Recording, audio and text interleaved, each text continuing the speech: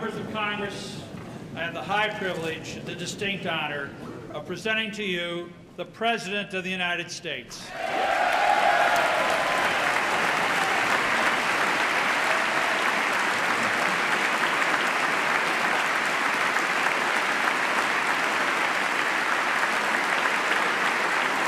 Thank you.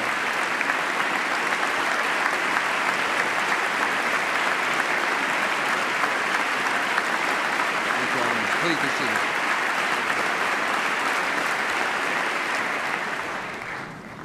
Mr. Speaker, Mr. President pro tempore, members of Congress, and fellow Americans. In the normal course of events, presidents come to this chamber to report on the State of the Union. Tonight, no such report is needed. It has already been delivered by the American people. We have seen it in the courage of passengers who rushed terrorists to save others on the ground. Passengers like an exceptional man named Todd Beamer. And would you please help me welcome his wife, Lisa Beamer, here tonight.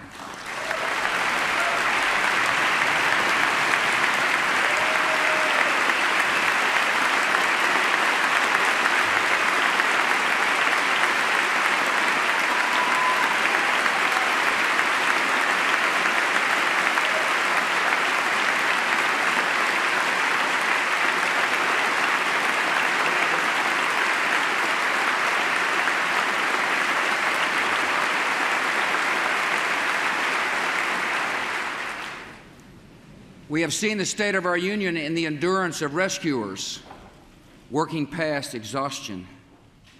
We've seen the unfurling of flags, the lighting of candles, the giving of blood, the saying of prayers in English, Hebrew, and Arabic. We have seen the decency of a loving and giving people who have made the grief of strangers their own. My fellow citizens, for the last 9 days, the entire world has seen for itself the state of our union, and it is strong.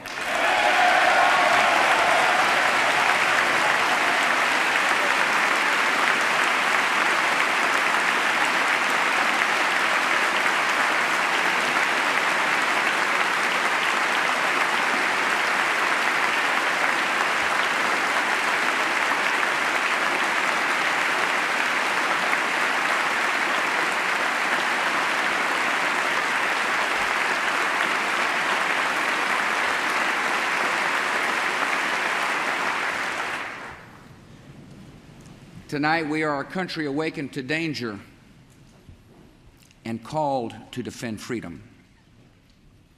Our grief has turned to anger, and anger to resolution. Whether we bring our enemies to justice or bring justice to our enemies, justice will be done.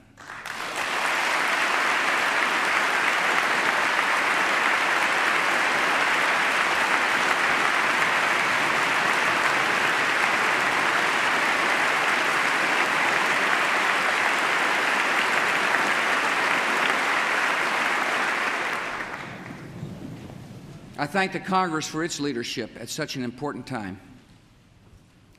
All of America was touched on the evening of the tragedy to see Republicans and Democrats join together on the steps of this Capitol, singing "God Bless America." And you did more than sing. You acted by delivering $40 billion to rebuild our communities and meet the needs of our military. Speaker Hassert, Minority Leader Gephardt, Majority Leader Daschle, and Senator Lott, I thank you for your friendship, for your leadership, and for your service to our country.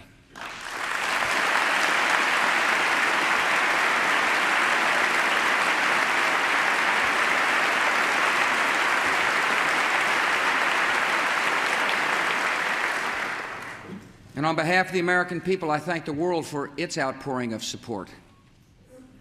America will never forget the sounds of our national anthem playing at Buckingham Palace, on the streets of Paris, and at Berlin's Brandenburg Gate. We will not forget South Korean children gathering to pray outside our embassy in Seoul, or the prayers of sympathy offered at a mosque in Cairo. We will not forget moments of silence and days of mourning in Australia and Africa and Latin America. Nor will we forget the citizens of 80 other nations who died with our own. Dozens of Pakistanis, more than 130 Israelis, more than 250 citizens of India, men and women from El Salvador, Iran, Mexico, and Japan, and hundreds of British citizens. America has no truer friend than Great Britain.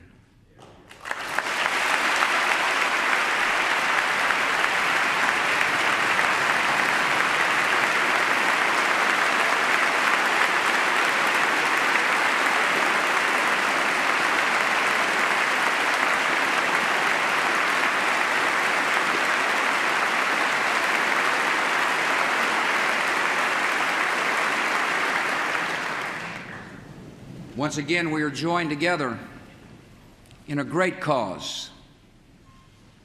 So honored the British Prime Minister has crossed an ocean to show his unity with America. Thank you for coming, friend.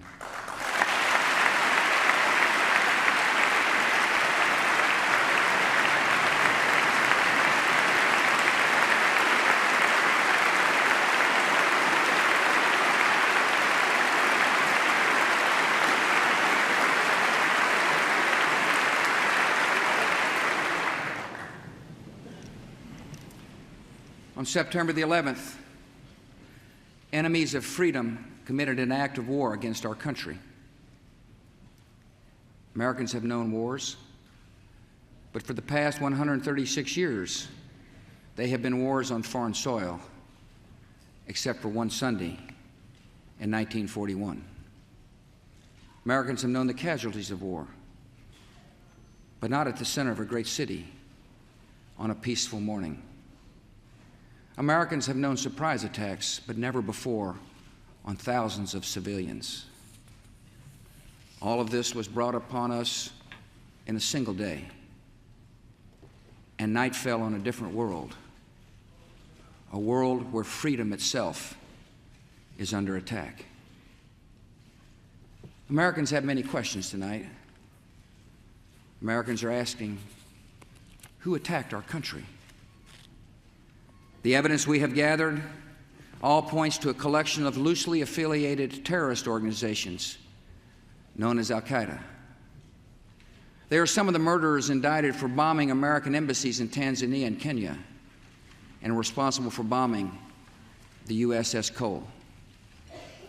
Al-Qaeda is to terror what the mafia is to crime, but its goal is not making money. Its goal is remaking the world and imposing its radical beliefs on people everywhere. The terrorists practice a fringe form of Islamic extremism that has been rejected by Muslim scholars and the vast majority of Muslim clerics, a fringe movement that perverts the peaceful teaching of Islam. The terrorist directive commands them to kill Christians and Jews, to kill all Americans, and make no distinctions among military and civilians, including women and children. This group and its leader, a person named Osama bin Laden, are linked to many other organizations in different countries, including the Egyptian Islamic Jihad and the Islamic movement of Uzbekistan. There are thousands of these terrorists in more than 60 countries. They are recruited from their own nations and neighborhoods and brought to camps in places like Afghanistan, where they are trained in the tactics of terror. They are sent back to their homes or sent to hide in countries around the world to plot evil and destruction. The leadership of Al-Qaeda has great influence in Afghanistan and supports the Taliban regime in controlling most of that country. In Afghanistan, we see Al-Qaeda's vision for the world. Afghanistan's people have been brutalized. Many are starving, and many have fled. Women are not allowed to attend school. You can be jailed for owning a television. Religion can be practiced only as their leaders dictate. A man can be jailed in Afghanistan if his beard is not long enough. The United States respects the people of Afghanistan. After all, we are currently its largest source of humanitarian aid, but we condemn the Taliban regime.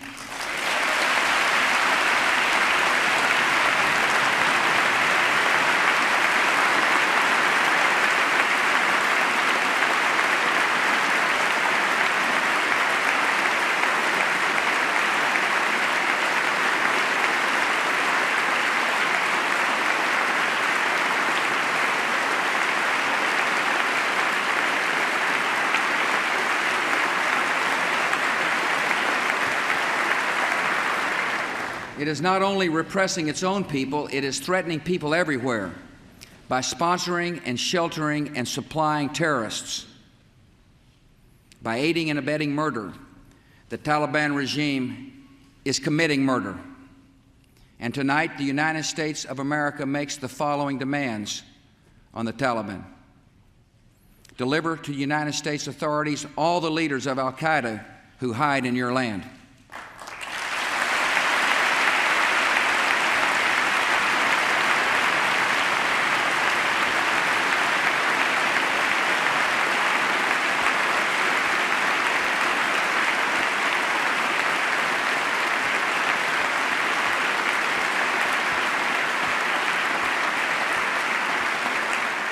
Release all foreign nationals, including American citizens you have unjustly imprisoned.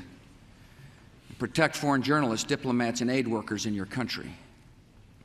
Close immediately and permanently every terrorist training camp in Afghanistan, and hand over every terrorist and every person in their support structure to appropriate authorities.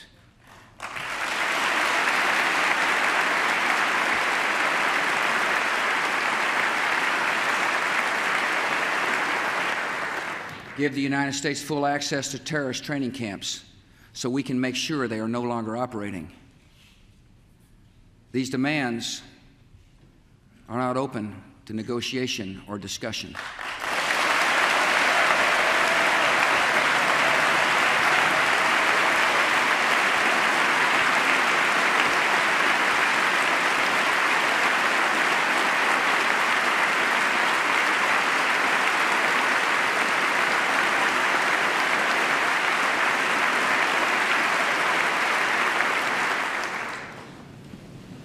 The Taliban must act and act immediately.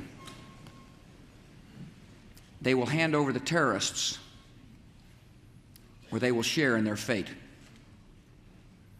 I also want to speak tonight directly to Muslims throughout the world. We respect your faith.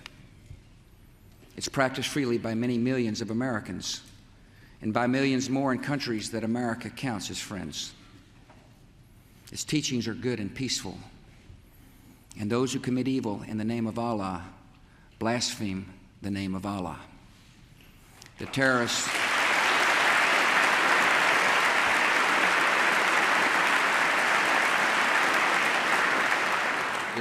are traitors to their own faith, trying in effect to hijack Islam itself. The enemy of America is not our many Muslim friends. It is not our many Arab friends. Our enemy is a radical network of terrorists and every government that supports them.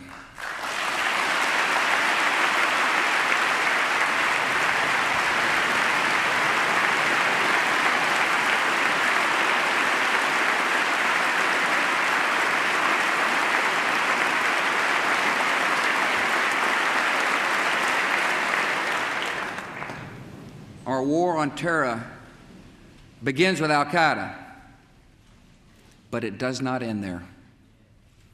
It will not end until every terrorist group of global reach has been found, stopped, and defeated.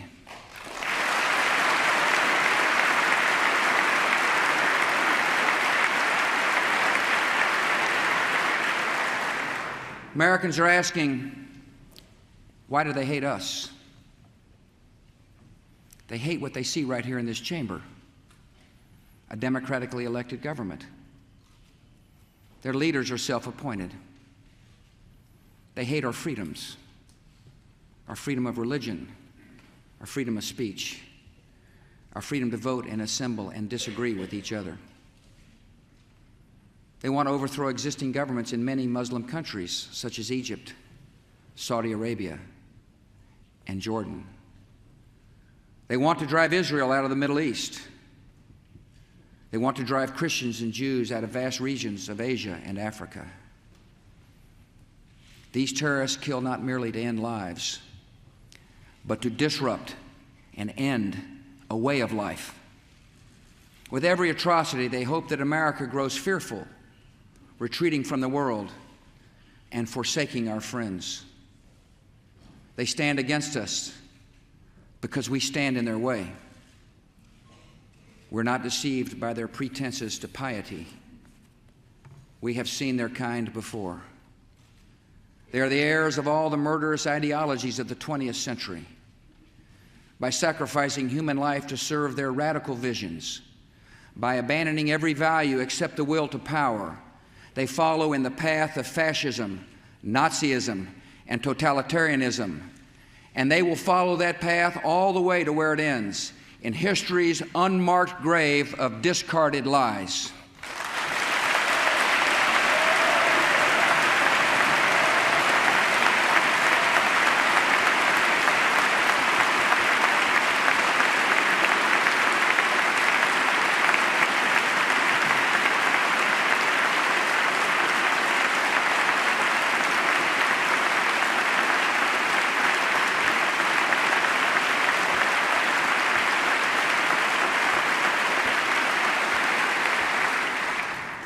Americans are asking, how will we fight and win this war?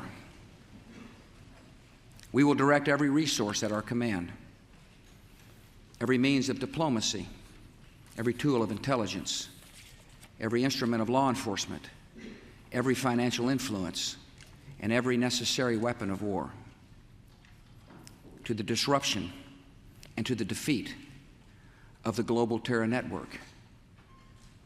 Now, this war will not be like the war against Iraq a decade ago, with a decisive liberation of territory and a swift conclusion. It will not look like the air war above Kosovo 2 years ago, where no ground troops were used and not a single American was lost in combat. Our response involves far more than instant retaliation and isolated strikes. Americans should not expect one battle, but a lengthy campaign, unlike any other we have ever seen. It may include dramatic strikes visible on TV and covert operations, secret even in success. We will starve terrorists of funding, turn them one against another, drive them from place to place, until there is no refuge or no rest. And we will pursue nations that provide aid or safe haven to terrorism. Every nation in every region now has a decision to make. Either you are with us or you are with the terrorists.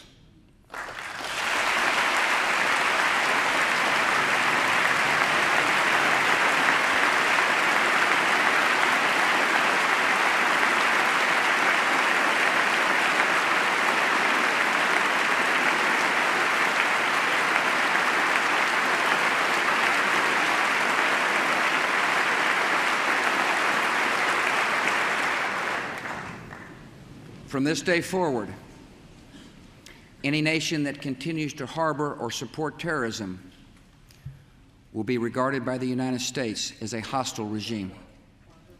Our nation has been put on notice. We're not immune from attack. We will take defensive measures against terrorism to protect Americans. Today, dozens of federal departments and agencies, as well as state and local governments, have responsibilities affecting homeland security. These efforts must be coordinated at the highest level.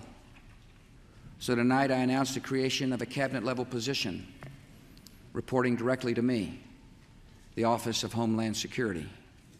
And tonight I also announced a distinguished American to lead this effort to strengthen American security, a military veteran, an effective governor, a true patriot, a trusted friend, Pennsylvania's Tom Ridge.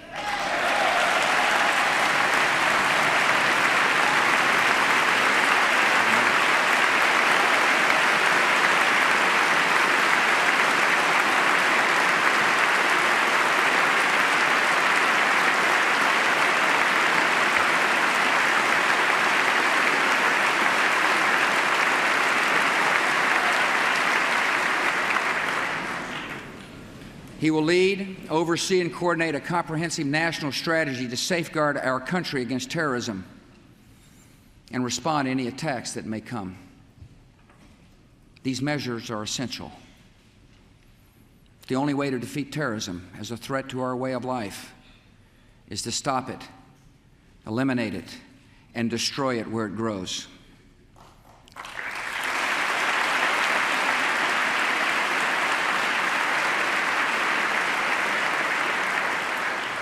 Many will be involved in this effort, from FBI agents to intelligence operatives to the reservists we have called to active duty.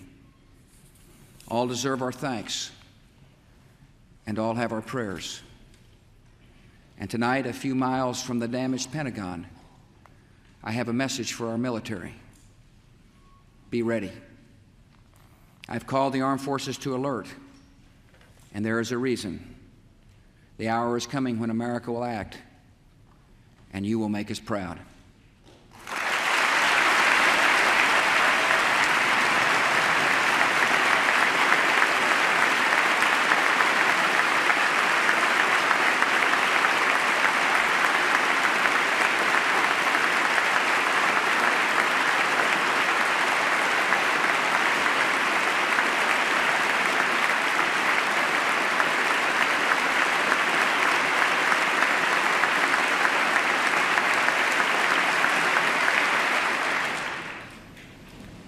This is not, however, just America's fight. And what is at stake is not just America's freedom. This is the world's fight. This is civilization's fight. This is the fight of all who believe in progress and pluralism, tolerance and freedom. We ask every nation to join us. We will ask and we will need the help of police forces, intelligence service, and banking systems around the world. The United States is grateful that many nations and many international organizations have already responded with sympathy and with support. Nations from Latin America to Asia to Africa to Europe to the Islamic world. Perhaps the NATO Charter reflects best the attitude of the world. An attack on one is an attack on all. The civilized world is rallying to America's side. They understand that if this terror goes unpunished, their own cities, their own citizens may be next.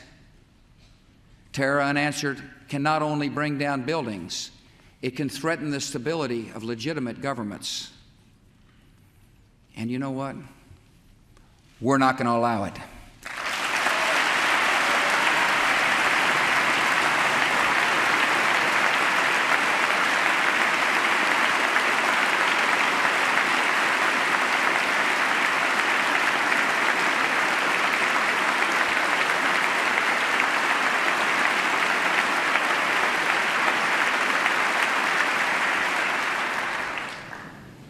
Americans are asking what is expected of us. I ask you to live your lives and hug your children. I know many citizens have fears tonight, and I ask you to be calm and resolute, even in the face of a continuing threat. I ask you to uphold the values of America and remember why so many have come here. We're in a fight for our principles, and our first responsibility is to live by them. No one should be singled out for unfair treatment or unkind words because of their ethnic background or religious faith.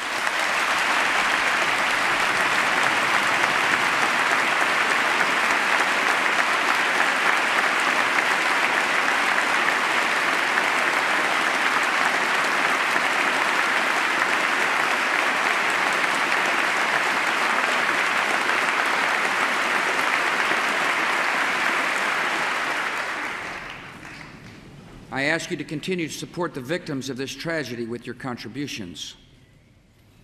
Those who want to give can go to a central source of information, libertyunites.org, to find the names of groups providing direct help in New York, Pennsylvania, and Virginia.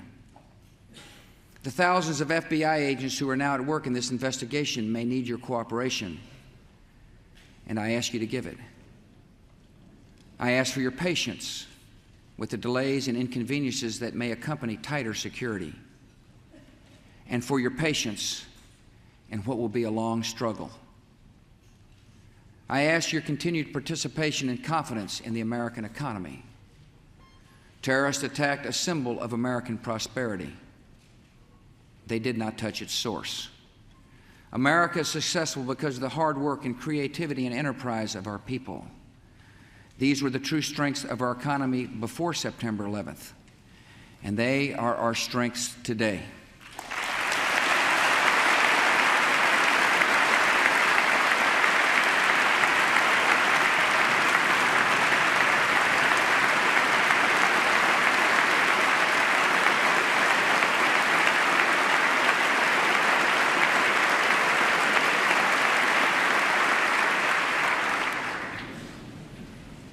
And finally, please continue praying for the victims of terror and their families, for those in uniform, and for our great country.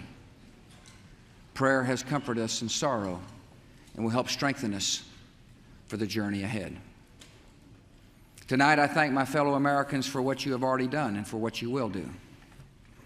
And ladies and gentlemen of the Congress, I thank you, their representatives, for what you have already done and for what we will do together.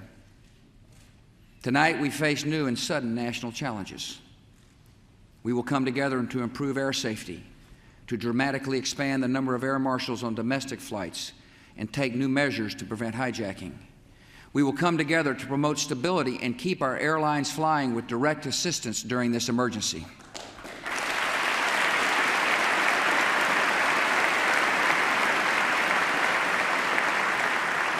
We will come together to give law enforcement the additional tools it needs to track down terror here at home.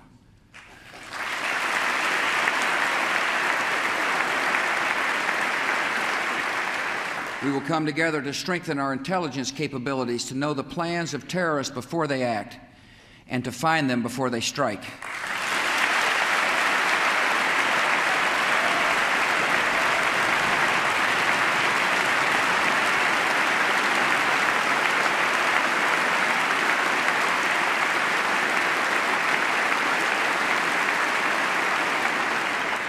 We will come together to take active steps that strengthen America's economy and put our people back to work.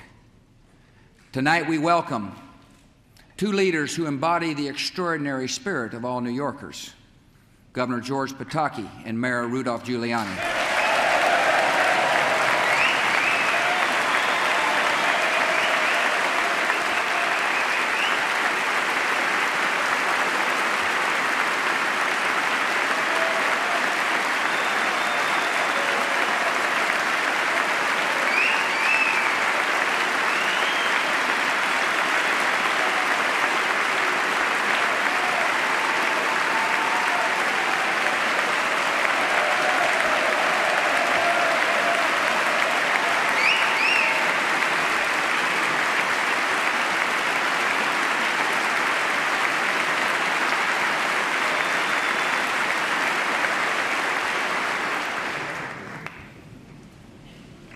As a symbol of America's resolve, my administration will work with Congress and these two leaders to show the world that we will rebuild New York City.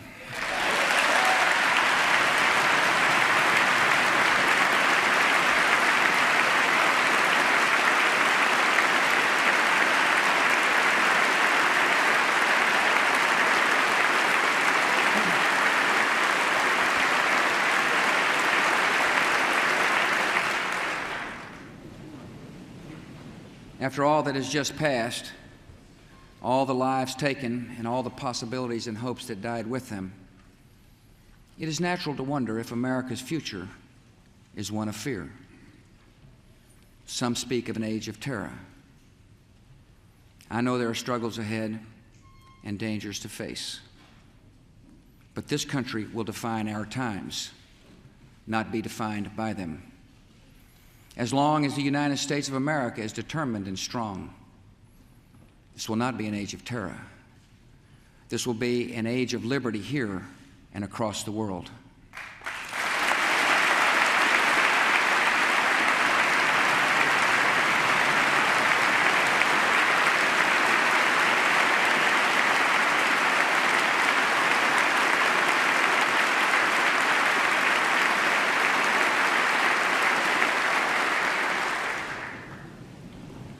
Great harm has been done to us.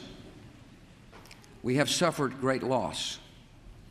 And in our grief and anger, we have found our mission and our moment. Freedom and fear are at war. The advance of human freedom, the great achievement of our time and the great hope of every time, now depends on us. Our nation, this generation, will lift a dark thread of violence from our people and our future. We will rally the world to this cause by our efforts, by our courage. We will not tire, we will not falter, and we will not fail.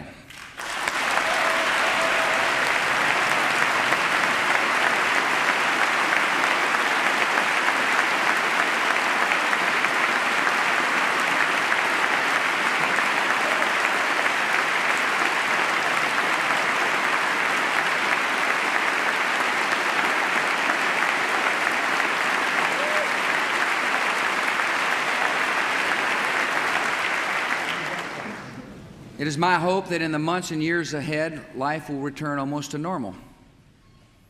We'll go back to our lives and routines, and that is good. Even grief recedes with time and grace. But our resolve must not pass. Each of us will remember what happened that day and to whom it happened. We'll remember the moment the news came, where we were, and what we were doing. Some will remember an image of a fire or a story of rescue. Some will carry memories of a face and a voice gone forever. And I will carry this. It is the police shield of a man named George Howard, who died at the World Trade Center trying to save others. It was given to me by his mom, Arlene, as a proud memorial to her son. It is my reminder of lives that ended and a task that does not end.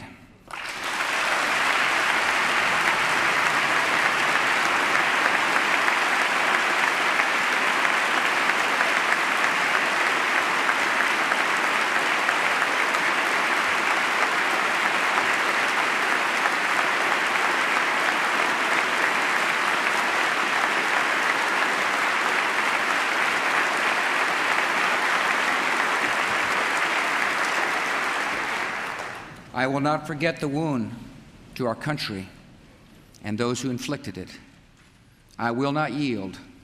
I will not rest. I will not relent in waging this struggle for freedom and security for the American people. The course of this conflict is not known, yet its outcome is certain. Freedom and fear, justice and cruelty have always been at war. And we know that God is not neutral between them. Fellow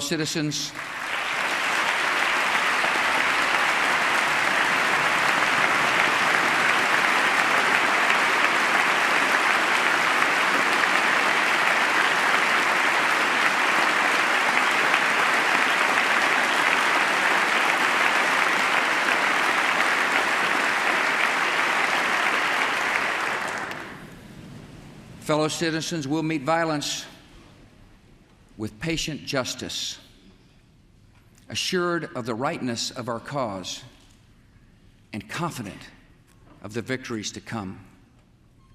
In all that lies before us, may God grant us wisdom, and may He watch over the United States of America. Thank you.